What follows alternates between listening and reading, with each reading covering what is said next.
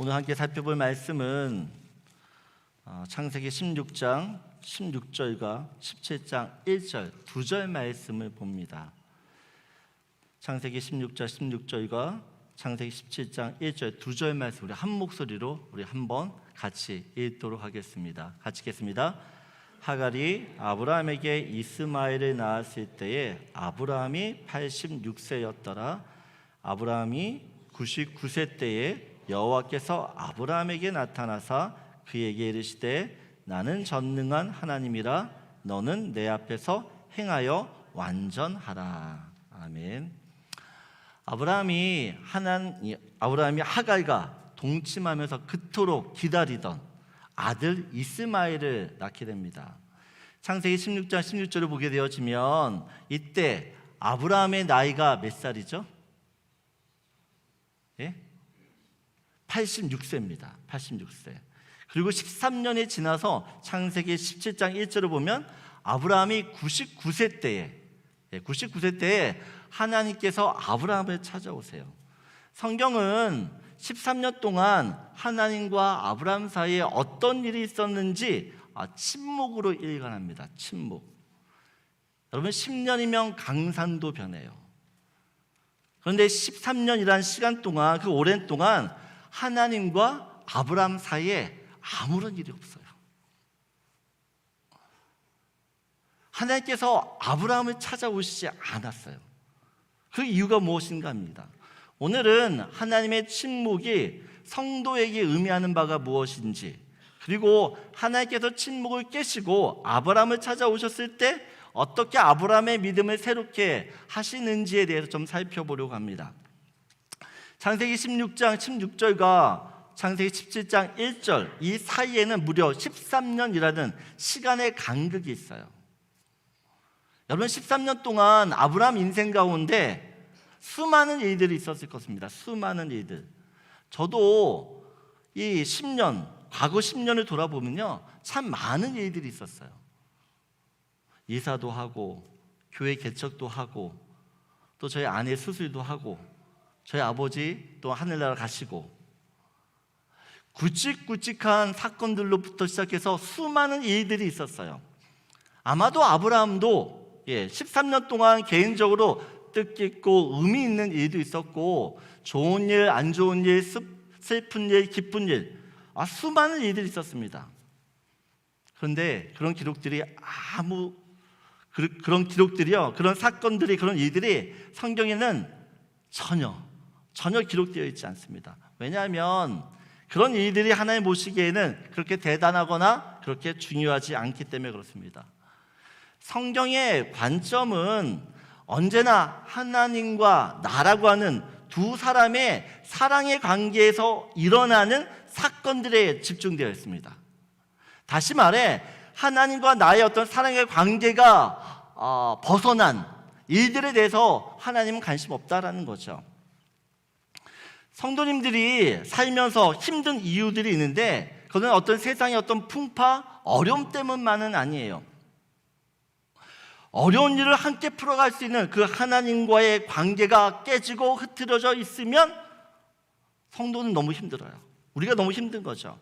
나의 삶 속에서 일어나고 있는 모든 문제들의 핵심, 그 문제를 함께 풀어갈 수 있는 하나님과의 지금 관계가 있는지 아니면 그 관계가 없는지에 따라서 너무나 다른 인생을 살게 되어집니다. 그런 면에서 지금 아브라함은 하나님과 이 사랑의 관계가 좋은가요? 나쁜가요? 그렇게 좋지 않습니다. 하나님과 이 사랑의 관계가 중단되었기 때문에 13년이라는 그 시간 동안 어떻게 보면 수많은 일이 있었지만 성경은 그 수많은 일들에 대해서 전혀 아무런 사건이 없는 걸로 취급하고 있다는 것이에요. 기독교는 관계의 종교라고 계속 말씀드립니다. 누구와의 관계가 중요합니까? 하나님과의 관계가 중요해요. 내가 하나님과 어떤 사랑의 관계를 맺고 있느냐에 따라서, 맺고 있느냐 맺지 않느냐에 따라서 내 인생의 역사가 달라져요. 하나님이 기억하는 역사냐 하나님이 기억하지 않는 역사냐로 분명하게 달라집니다. 창세기 17장 1절 보면 하나님께서 13년 만에 아브라함을 찾아오세요. 왜 13년일까요? 왜 하나님께서는 13년 동안 아브라함에게 침묵하고 계셨을까요? 아브라함, 너는 말로 해서 도저히 안 되겠다. 한번 고생 좀 해봐라. 이런 마음일까요? 아니면 야, 내가 너한테 그렇게 약속했는데, 그렇게 수많은 약속을 했는데 네가 믿지 못하는 거 보니까 야, 나도 너한테 좀 질렸다. 우리 서로 시간 좀 갖자. 이런 마음이었을까요? 여러분, 하나님께서 어떤 마음으로 아브라함에게 침묵하셨을까요? 어떤 마음으로? 또 이런 질문도 할 수 있죠. 그렇다면 하나님은 정말 13년 동안 아무 일도 안 하시고 그냥 가만히 침묵하고 계셨을까? 하나님께서는 그 13년 동안 아브라함 인생 가운데 정말 아무런 일도 안 하셨을까? 아브라함에게 13년이라는 시간은 참 힘들고 어려운 시간이었어요. 왜냐하면 하나님과 그렇게 깊은 교제를 나누는데, 하나님의 이름을 부르면 하나님이 찾아오시고, 서로 어떻게 보면 그 주고받는 대화들이, 관계들이 있었는데 어느 순간 그 대화가 단절이 됐어요.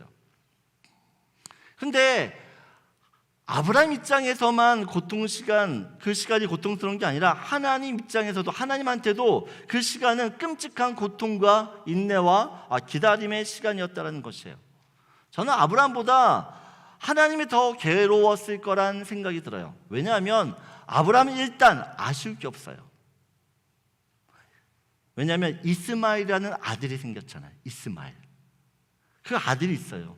이스마엘만 있으면 괜찮아요. 그 이스마엘을 통해서 하나님의 약속을 이뤄가면 되지 라고 하는 것이 아브라함의 어떤 생각이죠. 하지만 하나님께서는 그럴 마음이 전혀 없어요. 전혀. 여전히 아브라함과 사라를 통해 통하여 낳을 그 자식, 그 약속의 아들을 원하세요. 그런데 아브라함과 사라가 그럴 마음이 없는 거죠. 그래서 하나님이 더 괴롭고 고민스러운 것이에요. 얘네들이 이걸로 만족하면 안 되는데, 이스마엘로 만족하면 안 되는데 지금 이스마엘로 만족하고 있어요. 그렇다고 하나님이 포기하실 분이 아니라는 거죠. 하나님은 우리의 믿음에도, 믿음 없는 그 상태에도 꿋꿋하게 하나님의 약속들을 이루어가기 위해서 일하세요. 13년이라는 시간, 긴 시간이지만 하나님 앞에서도 하나님은 그 긴 시간 동안 괴롭지만 그 14년 시간 동안 하나님의 약속을 이루실 준비, 밑작업을 해 가십니다. 구약의 마지막 책이 말라기 책인데, 말라기 성경인데, 그 말라기와 신약의 마태복음 사이에는 400년이라는 시간의 간격이 있습니다. 400년. 이 400년 동안 하나님께서 이스라엘 백성들에게 선지자를 안 보내세요. 그냥 침묵하세요. 이스라엘 백성들 입장에서는 이 400년의 시간 동안 하나님께서 정말 아무런 일도 하지 않고 자신들을 방치하면서 방관하는 것처럼 보여요. 왜냐하면 400년 동안 이스라엘 백성은 정말 힘든 어려운 역사를 지나가거든요. 근데 그때 하나님이 아무런 말씀, 어떤 선지자도 보내시지 않는 것이에요. 그런데 하나님께서는 이 400년 동안 예수님께서 이 땅에 오실 모든 환경들을 준비하셨어요. 먼저는 알렉산더 대왕을 통해서 세계를 헬라 문화와 언어로 통일시켜요. 사진을 보여주면 그 유럽과 이 아시아 쪽에 있는, 중동 쪽에 있는 모든 아프리카까지 헬라 제국이 이제 만들어지는데, 여러분 이 헬라 문화, 알렉산더 대왕을 통해서 이 헬라 문화, 전 세계가 헬라 문화와 언어로 하나가 통일됩니다. 통일.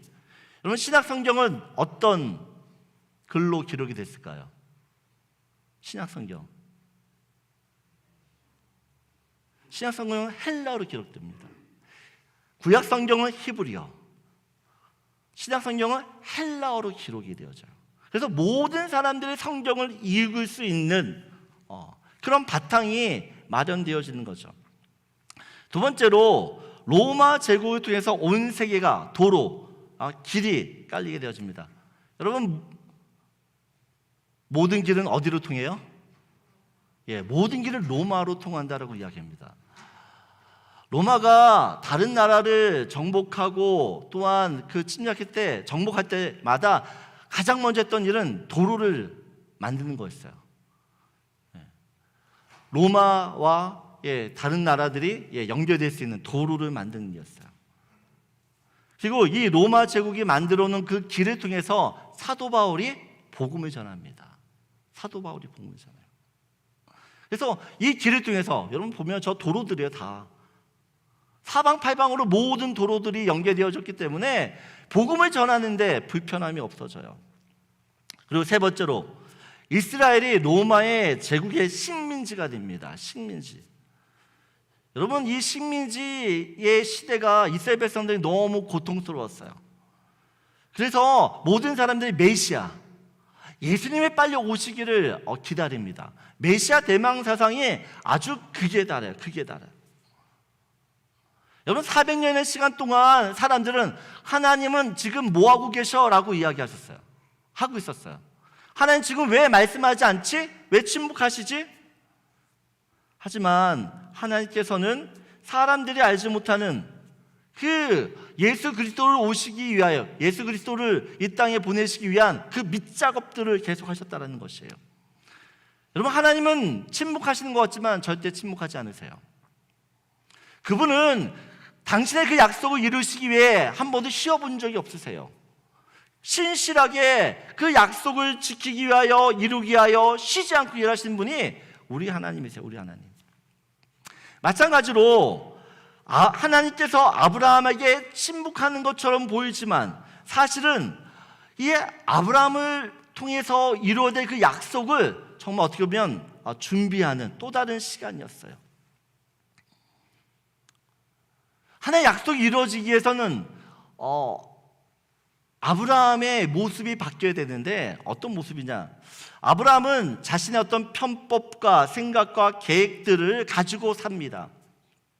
하나의 약속을 받았지만 이 약속을 하나의 방식대로 이뤄가는 것이 아니라 자신의 방법대로, 자신의 생각대로, 자신의 계획대로 이뤄가요. 그래서 하나님께서는 또 다른 엘리에셀, 또 다른 이스마엘을 생각할 가능성이 없는 그 상태로 아브라함이 되기까지 기다리세요. 다시 얘기하면 나는 이제 아무것도 할 수 없다. 그 완전의 절망의 상태, 그 상태가 하나님이 어떤 새로운 약속을 시작하는 출발점이 된다는 것입니다. 보세요, 하나님께서 아브라함을 부르실 때에 생물학적으로 불임이라고 하는 그 절망을 가지고 있었습니다. 하지만 아브라함 그 절망이라는 현실, 불임이라는 절망이라는 현실 속에서도 여전히 자신의 방법을 가지고 그 불임을 해결하려고 하는 어떤 가능성들을 계속 타진해요. 절망인데 완전한 절망이 아니라 뭔가를 해볼 수 있는 절망이라는 거죠. 그런데 이 13년을 지나면서 아브라함에게는 뭔가를 해볼 수 있는 그 가능성이 있는 모든 절망이 완전한 절망으로 바뀌어요. 완전한 절망. 이제 다 끝났다라는 거죠. 내 힘으로는 안 된다라는 것입니다. 여러분, 그 완전한 절망, 그 어둠의 상태에 들어가야지만 하나님의 새 창조가 시작돼요. 하나님의 새 창조. 여러분, 하나님께서 완전한 흑암 속에서 빛이 있으라 창조를 시작하셨어요. 마찬가지로 아브라함의 완전한 절망, 완전한 흑암은 하나님의 약속을 새롭게 시작하는 어떤 출발점이 되는 거죠. 여러분, 내게 어떤 가능성이 있잖아요. 우리는 그 가능성 때문에 하나님을 믿지 않아요. 근데 내게 있는 그 가능성이 모두 사라지고 이제 끝났다, 나는 할 수 없다라고 하는 그 시점에 하나님은 일하기 시작하세요. 일하기. 그 일하기 시작하기까지 13년을 하나님이 기다리세요. 13년이 어떻게 보면 허송세월처럼 보일 수 있습니다. 버려지는 시간처럼 보일 수 있어요. 하지만 이 13년은 아브라함이 하나님을 온전히 믿을 수밖에 없는, 그의 믿음이 다시 한번 하나님을 인하여 성숙되어지고 어떻게 보면 숙성되어지는 시간이라는 거죠. 성경에는 이렇게 이야기해요. 아브라함은 자신의 몸이 죽었다라는 표현을 씁니다. 자기의 몸이 죽었다. 쉽게 얘기하면 생리적으로 더 이상 아들을 낳을 수 없는 상태, 그것이 죽은 몸이죠. 성경은 아브라함을 이야기할 때 죽은 몸이라고 이야기해요. 죽었다라고 이야기해요. 그런데 그 죽은 몸에서 하나님 어떻게 해요? 생명을 인택케 하시죠. 인택케 하세요. 내가 도저히 자식을 낳을 수 없는 몸인데, 죽은 몸인데 하나님께서 어떻게 해요? 그 죽은 몸에서 생명을 주시는 거죠. 그래서 그 하나님이 어떤 분이신지를 다시 한번 체험하는 거죠. 여러분, 하나님께서 13년 동안 아브라함에게 침묵하시는 이유가 여기 있습니다. 아브라함은 자신을 믿지 않고 하나님을 온전히 믿을 수 있는 상태, 그 상태가 되기까지 13년이라는 시간이 걸려요. 다시 말해, 아브라함의 몸도 죽었고 아브라함의 마음도 더 이상 이제는 내 힘으로 할 수 없어 라는 그 마음, 또 내가 이렇게 한번 해봐야지 하는 그 생각, 그리고 그것들을 가지고 어떤 내가 의지를 가지고 해보려고 하는 그런 의지까지도, 환경까지도 하나님을 믿을 수밖에 없는 그때가 되어서였지만 하나님이 일하기 시작하는 거죠. 여러분, 인생 보세요. 내가 뭘 하려고 할 때마다 내가 어떤 가능성을 가지고 뭘 하려고 할 때마다 일이 되는 것 같지만 사실 안 돼요. 여러분, 우리는 하나님의 침묵이 불편합니다. 저희 아내랑 가끔씩 이렇게 신방하고 이렇게 이야기를 하다 보면 저는 말을 잘 안 해요. 듣죠. 그럼 어떤 분들은 그게 불편하니까 계속 자기 얘기를 하세요. 계속. 여러분, 침묵이 불편하기 때문에 뭔가 빨리 어떤 조치를 하나님이 해주셨으면 좋겠는데 하나님 그냥 가만히 계세요. 가만히. 이때 우리는 하나님 정말 뭐 하시나, 빨리 뭐 좀 하시지, 답답해하죠. 하지만 하나님의 침묵은 나로 하여금 나는 정말 아무것도 할 수 없구나, 내가 생각하는 방식으로는 절대 이 일이 이루어지지 않는구나 인정하게 되는 거죠. 그 침묵의 시간을 통해서. 그리고 하나님은 무에서 유를 창조하시며 흑암에서 빛을 내어주시며 죽음의 자리에서 생명을 인택케 하시는 분임을 그 침묵의 시간을 통해서 내가 고백하게 돼요. 하나님은 이런 분이셨군요. 여러분, 우리가 십자가 앞에 설 때마다 우리가 발견해야 되는 한 가지가 있습니다. 그 십자가 앞에 설 때마다 나한테는 어떤 가능성도 없구나, 어떤 가능성도 없기 때문에 나한테 십자가가 필요하구나. 여러분, 십자가 앞에 설 때마다 내 힘과 내 능력과 내 노력과 내 명성과 내 업적으로는 안 되는구나, 아무런 소용이 없구나, 나에게는 정말 이거 외에는 다른 방법이 없구나, 이거 외에는 내가 구원받을 방법이 없구나라는 것들을 깨달으셔야 돼요. 그 십자가에서 그런 고백을 할 수 있다는 것이 여러분 은혜인 줄 아세요? 은혜. 내가 그것을 깨닫지 못하면 우리는 십자가를 붙들지 않아요. 우리 십자가 앞에서 철저하게 나의 무기력함을 보시고 이 십자가만이 나를 구원할 수 있는 유일한 방법이고 능력이고 힘이다, 이걸 우리가 깨달아야 되는 것이에요. 이번 한 주간 나는 아무것도 할 수 없는 연약한 자임을 인정하고 우리의 모든 능력 대신 그 십자가를 붙들고 주님께서 나를 통해 일하실 수 있도록 나를 온전히 그분께 내어드리고 맡겨드리는 저 여러분들에게 소원합니다. 하나님의 일하심, 그 일하심은 내가 정말 아무것도 못한다 그렇게 고백할 때 일어나는 것이에요. 그래서 첫 번째 여러분과 나누고 싶은 말씀은 이겁니다. 같이 읽겠습니다. 하나님의 침묵은 내가 완전히 죽고 약속이 새롭게 성취되는 계기가 됩니다. 하나님께서 우리 인생 가운데 침묵하실 때가 있어요. 침묵은 하시지만 여전히 하나님은 일하고 계세요. 그 침묵을 통해서 내가 주님 앞에 죽고 내 안에 계신 그 주님이 다시 살아나는 그런 시작이 될 수 있음을 다시 한번 기억하는 저와 여러분들에게 소원합니다. 오늘 1절을 보게 되어지면 하나님께서 오랜 침묵을 깨시고 아브라함에게 하신 첫 마디가 무엇입니까? 첫 마디.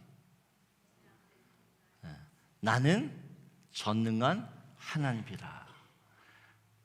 아브라함이 하나님께서 13년 만에 아브라함이 찾아오셔서 딱 한마디 하세요. 야, 나는 전능한 하나님이야. 두 번째는 너는 내 앞에서 행하여 완전하라라고 이야기해요. 완전하라. 여러분, 아브라함은 하나님이 전능하신 분이라는 것을 알아요, 몰라요? 아나요? 예, 아브라함은 하나님이 전능하신 하나님이란 걸 아세요. 근데 아는데 왜 하나님께서는 또 아브라함에게 나는 전능한 하나님이야 라고 말씀하실까요? 아는 것과 믿는 것은 다르기 때문에 그래요.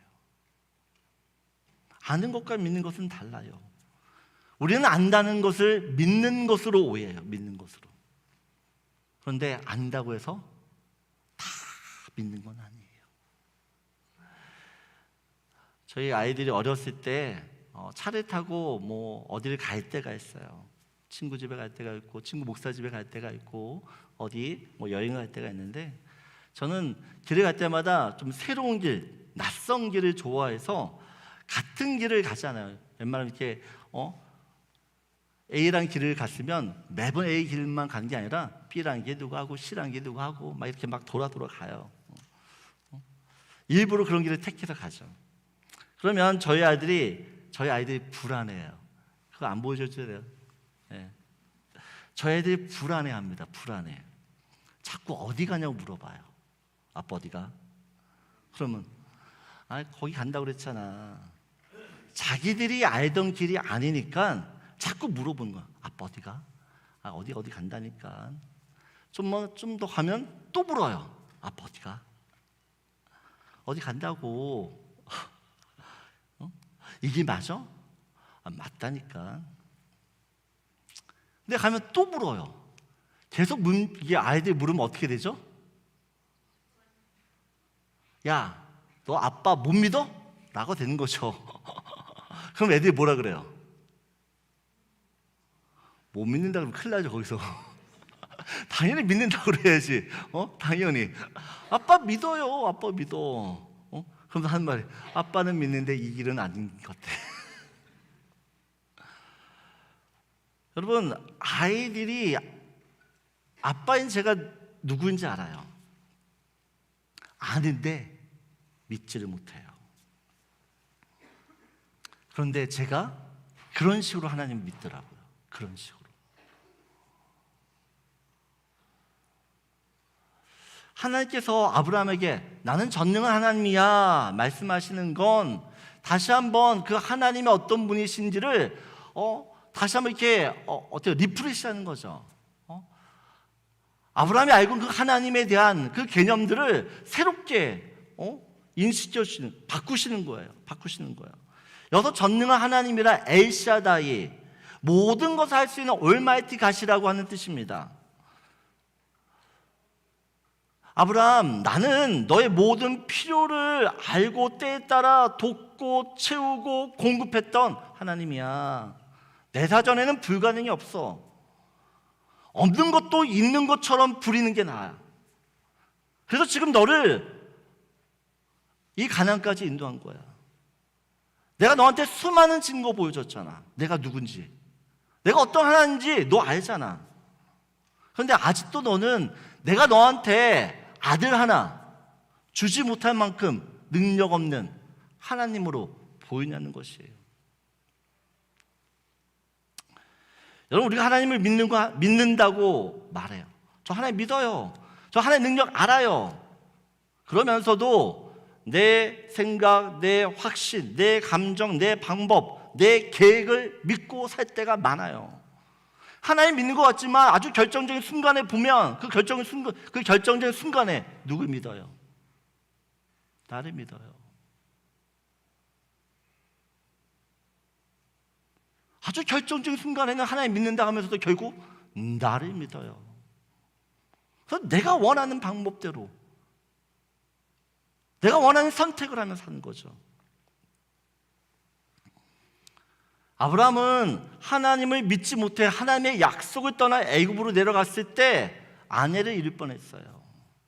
10년이 지나도 여전히 아들을 주시지 않으니까 하나님한테, 하나님, 우리 집에 있는 이 종 이 엘리에셀을 네 상속자로 삼아주세요. 제안도 합니다. 그것도 안 되니까 하갈이라는 첩을 얻어서 이스마엘을 낳아요. 하지만 이런 모든 아브라함의 행동들은 하나님의 약속 밖에서 이루어지는 일들이에요. 약속 밖에서. 다시 말하면 하나님의 약속과는 전혀 관련이 없어요. 아브라함은 자기 딴에 하나님의 약속에 보탬이 되려고 했던 행동들인데 사실은 그 모든 행동들이 하나님의 약속을 방해해요. 그리고 더 적나라하게 이야기하면 하나님을 믿지 못해서 저질렀던 일들이에요. 그런데 우리도 아브라함과 다르지 않아요. 그래서 지금 하나님께서 아브라함에게 내 앞에서 행하여 완전하라고 말씀하십니다. 저는 오늘 말씀 보면서 하나님께서 내 앞에서 완전해 라고 말하지 않으시고요, 내 앞에서 행하여 완전하라 라고 이야기해요. 뭘 행하는 걸까요? 뭘? 하나님께서 지금 아브라함에게 어떤 것을 행해서 완전하라고 말씀하시는 걸까요? 첫 번째는 이거죠. 완전하신 그 하나님 앞에서 완전할 수 없는 내 자신, 그 내 자신의 방법으로 무엇도 이룰 수 없다는 것을 발견해야 됩니다.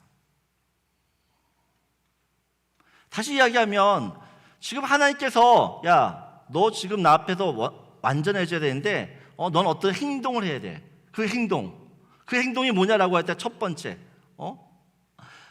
완전하신 그 하나님 앞에서 나는 불완전한 존재고 그래서 나는 아무것도 할 수 없다라는 것들을 인정하라는 거죠.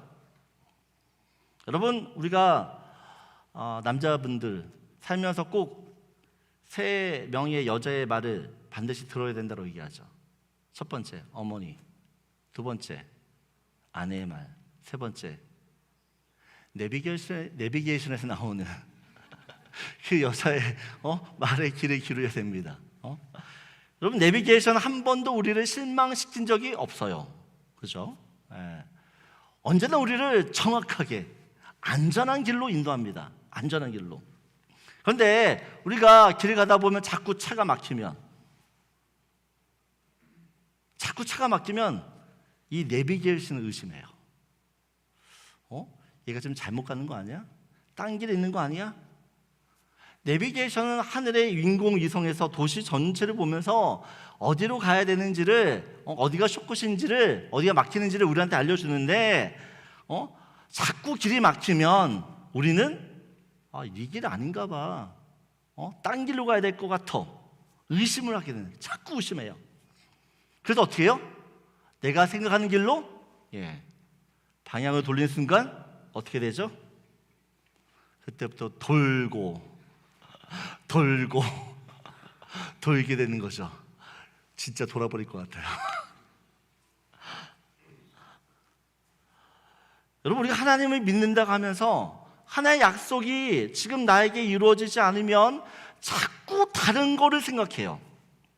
내가 뭔가를 자꾸 해보려고 발버둥을 치죠. 이렇게 해야 되는 거 아니야? 저렇게 해봐야 되는 거 아니야? 그렇게 헤매고 헤매다 길도 잃어버리고 시간 버리고 인생이 꼬여버리는 거죠. 그때서야 이게 아니었네? 라고 정신 차려요. 여러분, 이제 우리는 그런 실수를 되풀이하지 말아야 됩니다. 우리 이런 실수를 너무 많이 되풀이하며 살잖아요.